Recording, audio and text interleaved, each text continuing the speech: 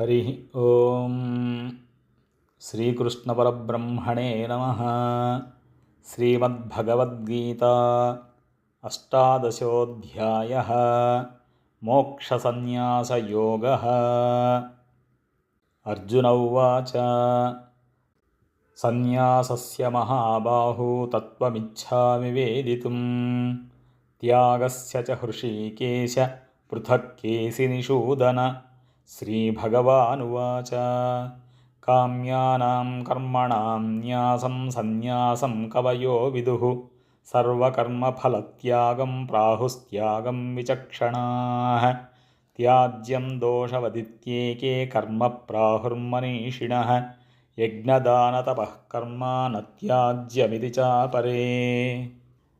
निश्चयं शृणु मे तत्र त्यागे भरतसत्तम। त्यागो हि पुरुषं व्याघ्र त्रिविधः सम्प्रकीर्तितः। यज्ञदानतपः कर्म न त्याज्यं कार्यमेव तत्। यज्ञोदानं तपश्चैव पावनानि मनीषिणाम्। एतान्यपि तु कर्माणि सङ्गं त्यक्त्वा फलानि च कर्तव्यानीति मे पार्थ निश्चितं मतमुत्तमम्। नियतस्य तु सन्न्यासः कर्मणो नोपपद्यते। मोहात्तस्य परित्यागस्तामसः परिकीर्तितः। दुःखमित्येव यत्कर्म कायक्लेशभयात् त्यजेत्। न कृत्वा राजसं त्यागं नैव त्यागफलं लभेत्। कार्यमित्येव यत्कर्म नियतं क्रियते अर्जुन। सङ्गं त्यक्त्वा फलं चैव सत्यागः सात्विको मतः। न द्वेष्ट्य कुशलं कर्म कुशलेनानुसज्जते। त्यागी सत्त्वसमाविष्टो मेधावी छिन्नसंशयः। न हि देहभृता शक्यं त्यक्तुं कर्माण्यशेषतः। यस्तु कर्मफलत्यागी सत्यागीत्यभिधीयते। अनिष्टमिष्टं मिश्रं च त्रिविधं कर्मणः फलम्। भवत्यत्यागिनां प्रेत्य न तु सन्न्यासिनां क्वचित्। पञ्चैतानि महाबाहो कारणानि निबोध मे। साङ्ख्ये कृतान्ते प्रोक्तानि सिद्धये सर्वकर्मणाम्। अधिष्ठानं तथा कर्ता करणं च पृथग्विधम्। विविधाश्च पृथश्चेष्टा दैवं चैवात्र पञ्चमम्। शरीरवाङ्मनोभिर्यत्कर्म प्रारभते नरः। न्यायं वा विपरीतं वा पञ्चैते तस्य हेतवः। तत्रैवं सति कर्तारमात्मानं केवलं तु यः पश्यत्यकृतबुद्धित्वान् न स पश्यति दुर्मतिः। यस्य नाहं कृतो भावो बुद्धिर्यस्य न लिप्यते। हत्वापि स इमान् लोकान् न हन्ति न निबध्यते। ज्ञानं ज्ञेयं परिज्ञाता त्रिविधा कर्मचोदना। करणं कर्म कर्तेति त्रिविधः कर्मसङ्ग्रहः। ज्ञानं कर्म च कर्ता च त्रिधैव गुणभेदतः। प्रोच्यते गुणसङ्ख्यानि यथावत् शृणुतान्यपि। सर्वभूतेषु येनैकं भावमन्ययमीक्षते। अविभक्तं विभक्तेषु तज्ज्ञानं विद्धि सात्विकम्। भक्त्वेन तु यज्ञानं नानाभावान् पृथग्विधान्। वेत्ति सर्वेषु भूतेषु तज्ज्ञानं विद्धि राजसम्। यत्तु कृत्स्नवदेकस्मिन् कार्ये सक्तमहैतुकम्। अतत्त्वार्थवदल्पं च तत्तामसमुदाहृतम्। नियतं सङ्गरहितमरागद्वेषतः कृतम्। अफलप्रेप्सुना कर्म यत्तत् सात्विकमुच्यते। यत्तु कामेप्सुना कर्म साहङ्कारेण वा पुनः क्रियते बहुलायासं तद्राजसमुदाहृतम्। अनुबन्धं क्षयं हिंसामनपेक्ष च पौरुषं। मोहादारभ्यते कर्म यत्तत्तामसमुच्यते। मुक्तसङ्गो न हन्वादी धृत्युत्साहसमन्वितः। सिद्ध्यसिद्ध्योर्निर्विकारः कर्ता सात्विक उच्यते। रागी कर्मफलप्रेप्सुर्लुब्धो हिंसात्मको शुचिः। हर्षशोकान्वितः कर्ता राजसः परिकीर्तितः। अयुक्तः प्राकृतस्तब्धः शठो नैष्कृतिको लसः। विषादी दीर्घसूत्री च कर्ता तामस उच्यते। बुद्धेर्भेदं धृतेश्चैव गुणतस्त्रिविधं शृणु प्रोच्यमानमशेषेण पृथक्त्वेन धनञ्जय। प्रवृत्तिञ्च निवृत्तिञ्च कार्याकार्ये भयाभये। बन्धं मोक्षं च या वेत्ति बुद्धिः सा पार्थसात्विकी। यया धर्ममधर्मं च कार्यं च अकार्यमेव च यथावत् प्रजानाति बुद्धिः सा पार्थराजसी। धर्मं धर्ममिति या मन्यते तमसामृता सर्वार्थान् विपरीतांश्च बुद्धिः सा पार्थतामसी। धृत्या यया धारयते मनः प्राणेन्द्रियक्रियाः तेनां व्यभिचारिण्या धृतिः सा पार्थसात्विकी। यया तु धर्मकामार्थान् धृत्या धारयते अर्जुन संगेन फलाकाङ्क्षी धृतिः सा पार्थराजसी। यया स्वप्नं भयं शोकं विषादं मदमेव च न विमुञ्चति दुर्मेधा धृतिः सा पार्थतामसी। सुखं त्विदानीं त्रिविधं शृणु मे भरतर्षभ अभ्यासाद्रमते यत्र दुःखान्तं च निगच्छति। यत्तदग्रे विषमिव परिणामे मृतोपमम् तत्सुखं सात्विकं प्रोक्तमात्मबुद्धिप्रसादजम्। विषयेन्द्रियसंयोगाद्यत्तदग्रे मृतोपमं परिणामे विषमिव तत्सुखं राजसं स्मृतम्। यदग्रे चानुबन्धे च सुखं मोहनमात्मनः निद्रालस्य प्रमादोत्थं तत्तामसमुदाहृतम्। न तदस्ति पृथिव्यां वा दिवि देवेषु वा पुनः सत्त्वं प्रकृतिजैर्मुक्तेभिः सात्त्रिभिर्गुणैः। ब्राह्मणक्षत्रियविशां शूद्राणां च परं तप कर्माणि प्रविभक्तानि स्वभावप्रभवैर्गुणैः। शमोदमस्तपःशौचं क्षान्तिरार्जवमेव च ज्ञानं विज्ञानमास्तिक्यं ब्राह्मं कर्मस्वभावजम्।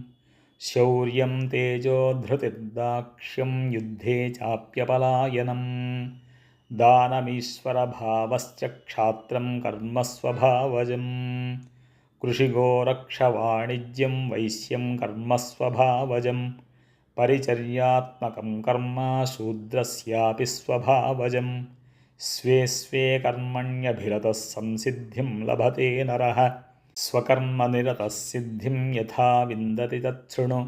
यतः प्रवृत्तिर्भूतानां येन सर्वमिदं ततं स्वकर्मणा तमभ्यर्च्य सिद्धिं विन्दति मानवः। श्रेयान् स्वधर्मो विगुणः परधर्मात् स्वनुष्ठितात् स्वभावनियतं कर्म कुर्वन्नाप्नोति किल्बिषम्। सहजं कर्म कौन्तेय सदोषमपि न त्यजेत् सर्वारम्भा हि दोषेण धूमेनाग्निरिवावृताः। असक्तबुद्धिः सर्वत्र जितात्मा विगतस्पृहः नैष्कर्म्यसिद्धिं परमां सन्न्यासेनाधिगच्छति। सिद्धिं प्राप्तो यथा ब्रह्म तथाप्नोति निबोध मे। समासेनैव कौन्तेय निष्ठा ज्ञानस्य या परा।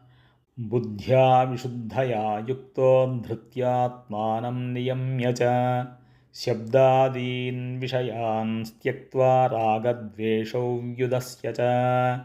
वित्तसेवी लघ्वीशी यतवाक्कायमानसः ध्यानयोगपरो नित्यं वैराग्यं समुपाश्रितः। अहङ्कारं बलं दर्पं कामं क्रोधं परिग्रहं विमुच्य निर्ममस्यान्तो ब्रह्मभूयाय कल्पते। ब्रह्मभूतः प्रसन्नात्मा न शोचति न काङ्क्षति समः सर्वेषु भूतेषु मद्भक्तिं लभते परां। भक्त्या मामभिजानाति यावान्यस्यास्मि तत्त्वतः ततो मां तत्त्वतो ज्ञात्वा विशते तदनन्तरम्। सर्वकर्माण्यपि सदा कुर्वाणो मद्व्यपाश्रयः मत्प्रसादादवाप्नोति शाश्वतं पदमव्ययम्।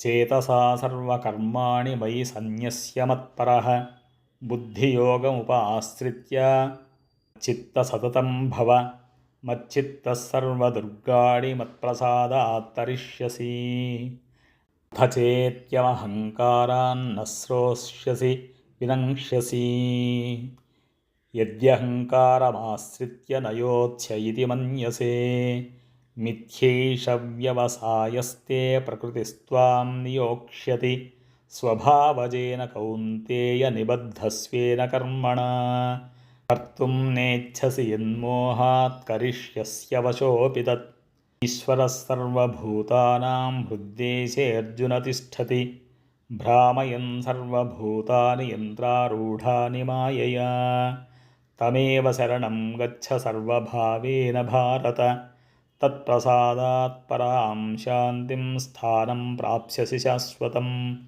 ఇది తే జ్ఞానమాఖ్యాతం గుహ్యాన్ గుహ్యతరం మయా విమృశ్యేతదశేషేణ యథేచ్ఛసి తథా కురు సర్వగుహ్యతమం భూయః శృణు మే పరమం వచః ఇష్టోసి మే దృఢమితి తతో వక్ష్యామి తే హితం మన్మనా భవ మద్భక్తో మద్యాజీ మాం నమస్కురు మామే వైష్యతి సత్యం తే ప్రతిజానే ప్రియోసి మే సర్వధర్మాన్ పరిత్యజ్య మామేకం శరణం వ్రజ అహం త్వా సర్వపాపేభ్యో మోక్షయిష్యామి మా శుచః ఇదం తే నా తపస్కాయ నా భక్తాయ కదాచన న చాశుశ్రూషవే వాచ్యం న చ మాం యోऽభ్యసూయతి య ఇదం పరమం గుహ్యం మద్భక్తేష్వభిధాస్యతి భక్తిం మయి పరాం కృత్వా మామే వైష్యత్యసంశయః న చ తస్మాన్మనుష్యేషు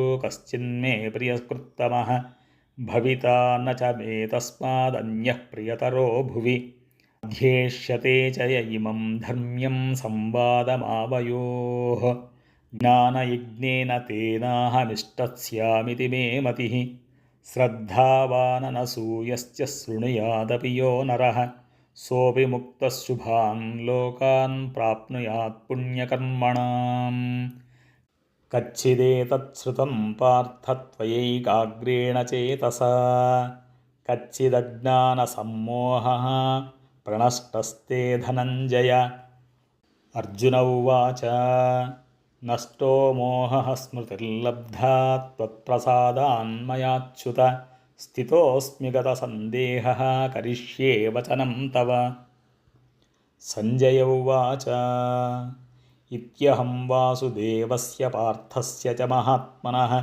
సంవాదమిమమశ్రౌషమద్భుతం రోమహర్షణం వ్యాసప్రసాదాత్ శ్రుతవానేతద్గుహ్యమహం పరం యోగం యోగేశ్వరాత్ కృష్ణాత్ సాక్షాత్ కథయతస్త్వయం రాజన్ సంస్మృత్య సంస్మృత్య సంవాదమిమమద్భుతం కేశవార్జునయోః పుణ్యం హృష్యామి చ ముహుర్ముహుః తచ్చ సంస్మృత్య సంస్మృత్య రూపమత్యద్భుతం హరేః విస్మయో మే మహాన్ రాజన్ హృష్యామి చ పునః పునః యత్ర యోగేశ్వరః కృష్ణో యత్ర పార్థో ధనుర్ధరః తత్ర శ్రీర్విజయో భూతిర్ధ్రువా నీతిర్మతిర్మమ ఇది శ్రీమన్మహాభారతే శతసాహస్రికాయాం సంహితాయాం వైయాసిక్యాం శ్రీమద్భీష్మపర్వణి శ్రీమద్భగవద్గీతాసు ఉపనిషత్సు బ్రహ్మవిద్యాయాం యోగశాస్త్రే శ్రీకృష్ణార్జునసంవాదే మోక్షసన్యాసయోగో నామ అష్టాదశోऽధ్యాయः శ్రీకృష్ణార్పణమస్తు ఓం తత్సత్